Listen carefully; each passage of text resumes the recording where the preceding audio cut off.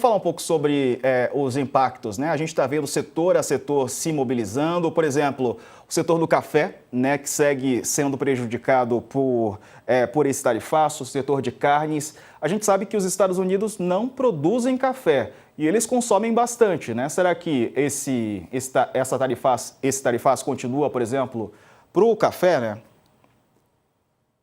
Diego, alguns produtos que não entraram na lista de exceção, que foram várias exceções, né? Então, eu ouvi muito aqui, a montanha paria um rato, né? Estávamos esperando um negócio enorme e veio algo muito menor.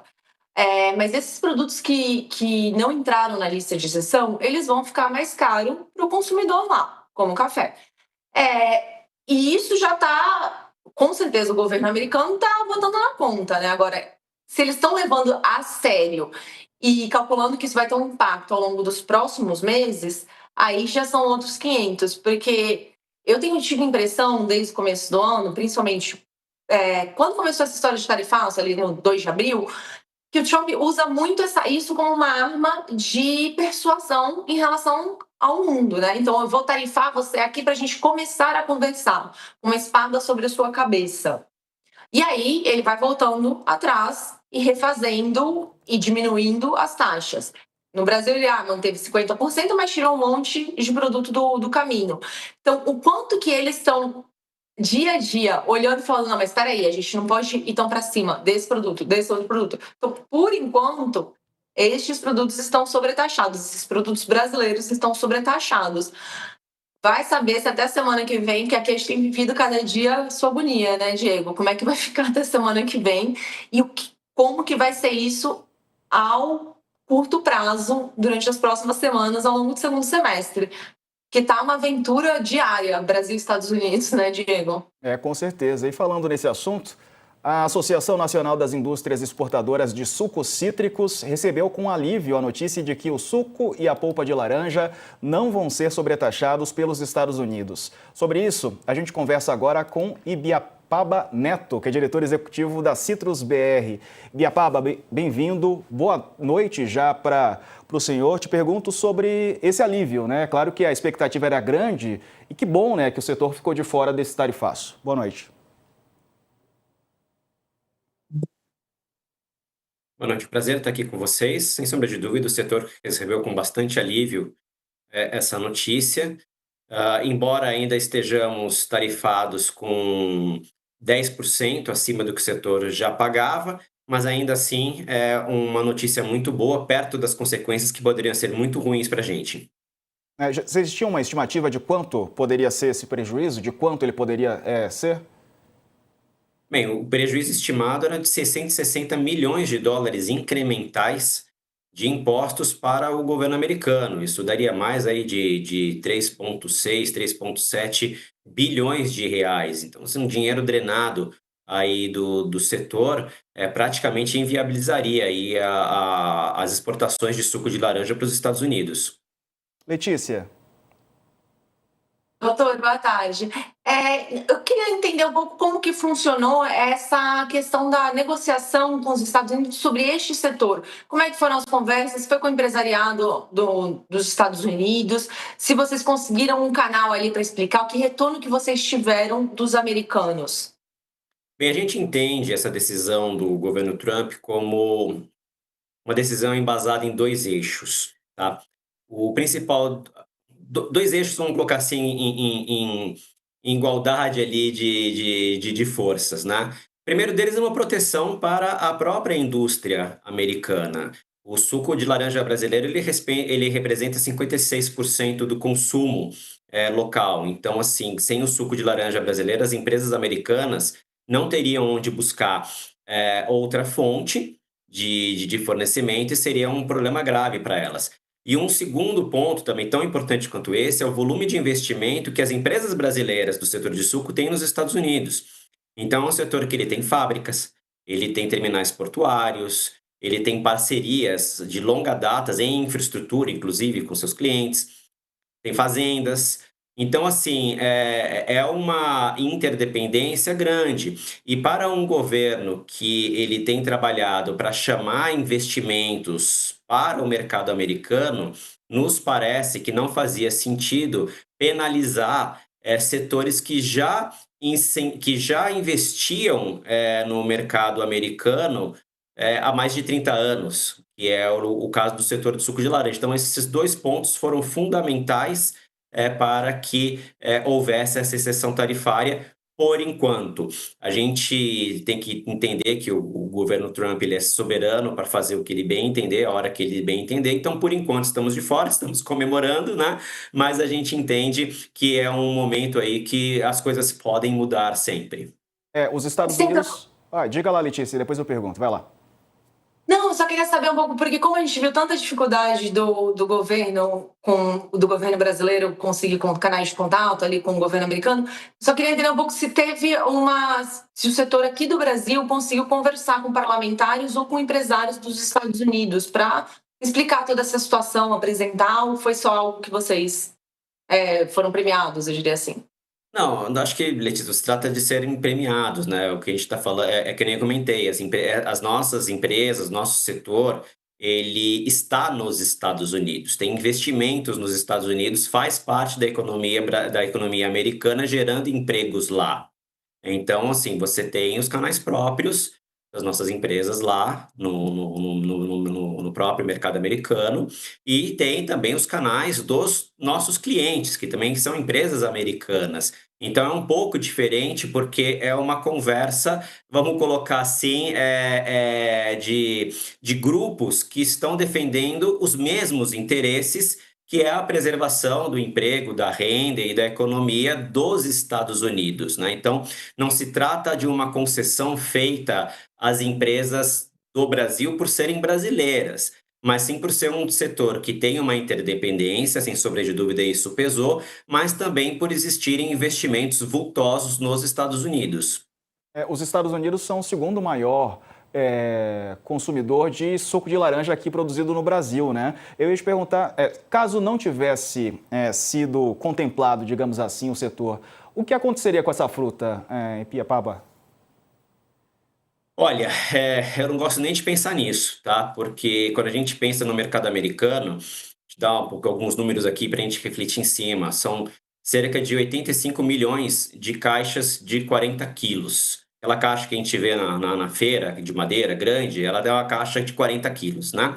Seriam 85 milhões daquelas que não teriam um destino certo, porque não teria o mercado para vender o suco. Então, a gente teria aqui um provável cenário de superoferta de fruta, e isso comprometeria não só a fruta, que poderia até, enfim, não ser colhida, numa pior das hipóteses, até mesmo uma degradação dos preços internacionais do suco de laranja por conta dessa superoferta. Então, seria realmente um problema bem grave aqui para o setor. Ibiapaba Neto, diretor executivo da Citrus BR, obrigado por nos atender. Um abraço, vamos torcer para que tudo continue assim para o seu setor, viu? Sem novas notícias, boas notícias. É isso aí, um abraço.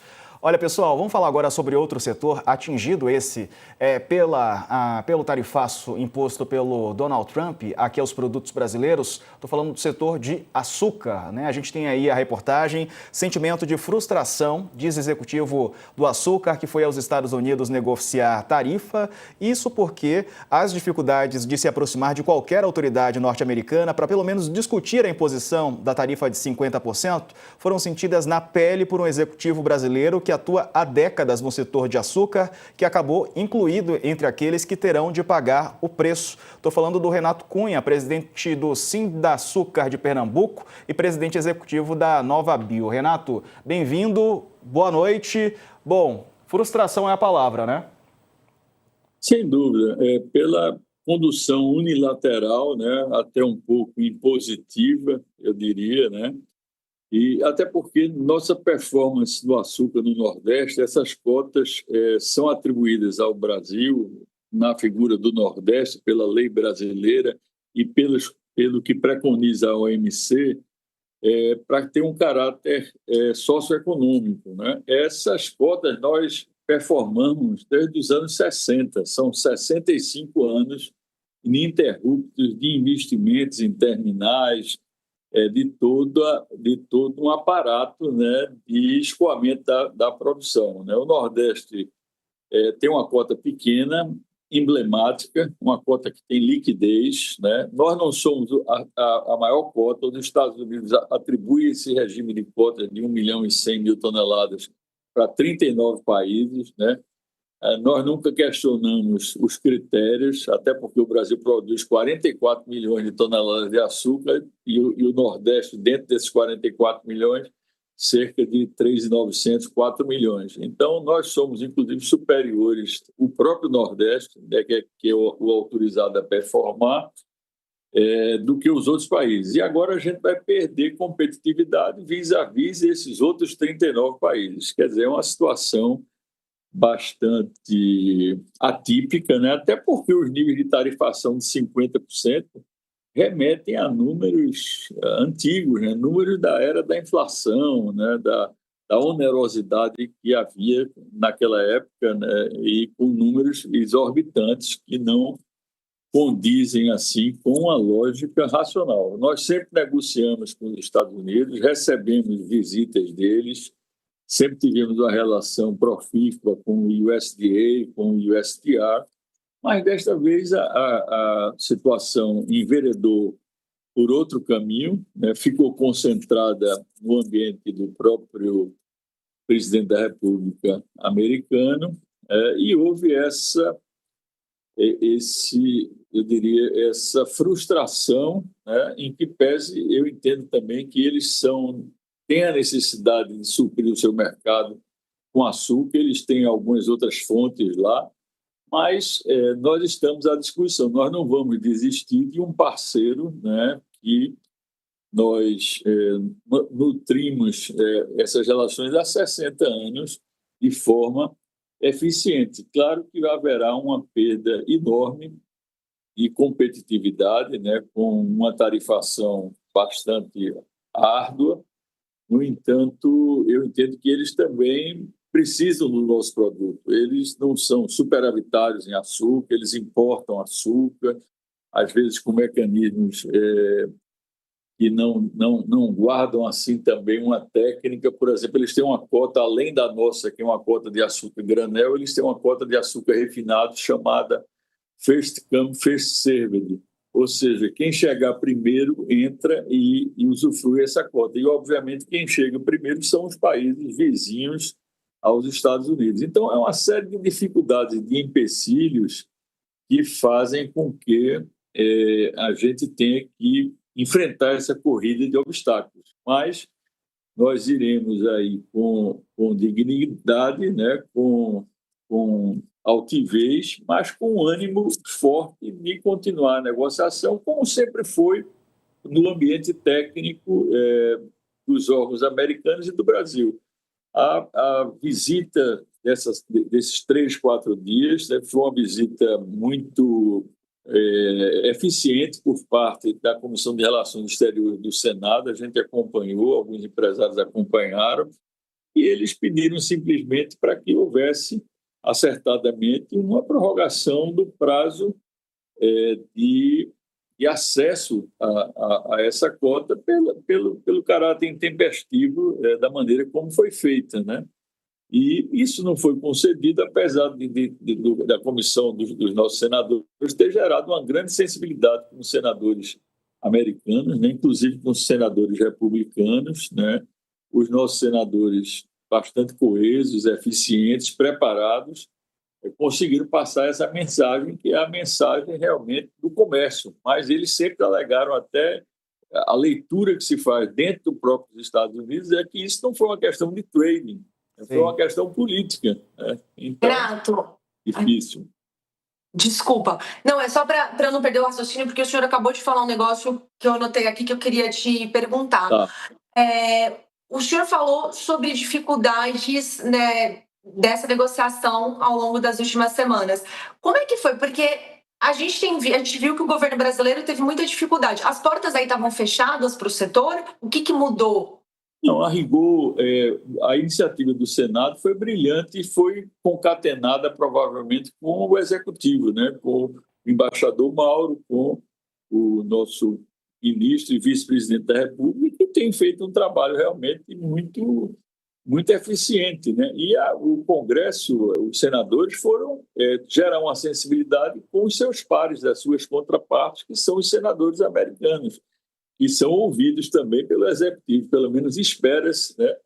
E aqui no Brasil, a gente sabe que há uma relação de Executivo com Legislativo, e no liberalismo que os Estados Unidos sempre pregaram, é natural que houvesse. No entanto, a questão ficou concentrada única e exclusivamente no presidente americano, com provavelmente mais 2 secretários de Estado, né?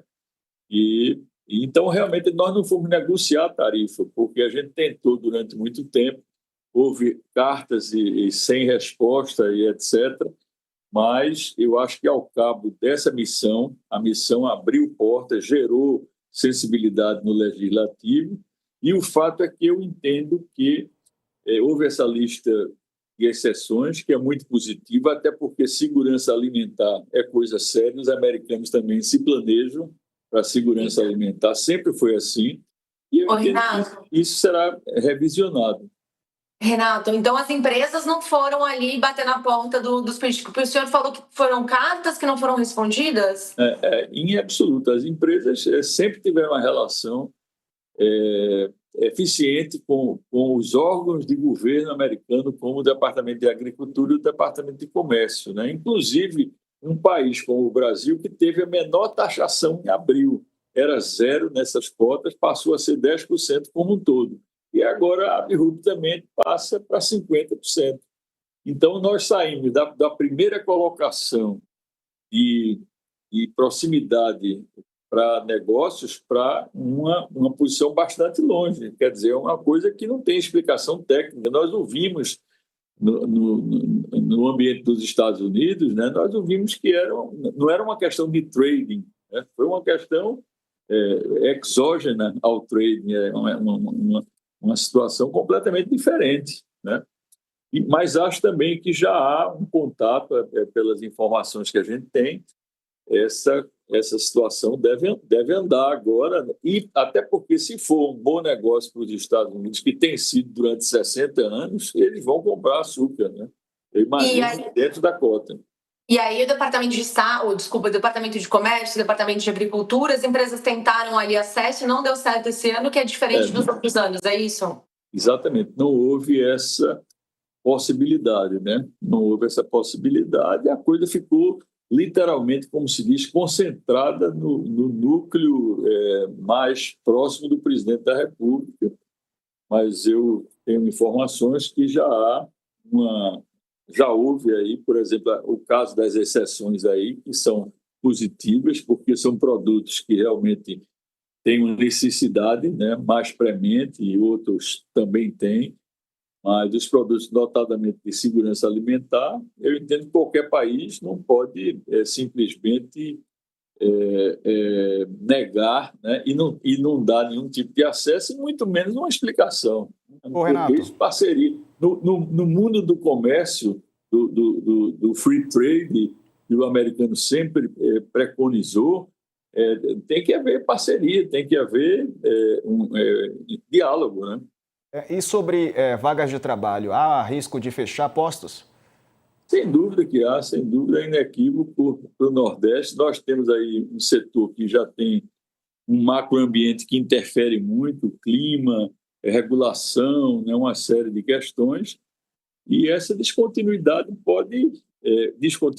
ou essa onerosidade nas tarifas, né, pode, sem dúvida, alavancar aí mais desempregos, mais redução de PIB, né? Nós temos no Nordeste, é preciso que se entenda a questão do açúcar, do etanol do Nordeste, nós temos uma equação socioeconômica mesmo, na verdade, nós não temos nível de mecanização por conta da própria topografia, né? E geramos 270 mil postos de trabalho diretos, né, num agricluster que se modernizou, que está aí, que está abraçando o mercado. Agora, a gente procura também o nosso lugar, o nosso espaço nas exportações. Temos cotas também com os europeus, né? Agora o Mercosul. Ou seja, o Brasil é um país que realmente tem tem sua segurança porque apresenta resultados, porque entrega, como se diz hoje, no mundo moderno. E eu entendo que é um bom negócio para o americano e, sem dúvida alguma, eu acho que essa fase pode ter sido uma estratégia deles. Eles vão provavelmente rever ou tentar também aí uma convergência maior. Renato Cunha, obrigado pela participação, viu? Um abraço, vamos torcer por notícias melhores. Valeu, obrigado. Muito obrigado.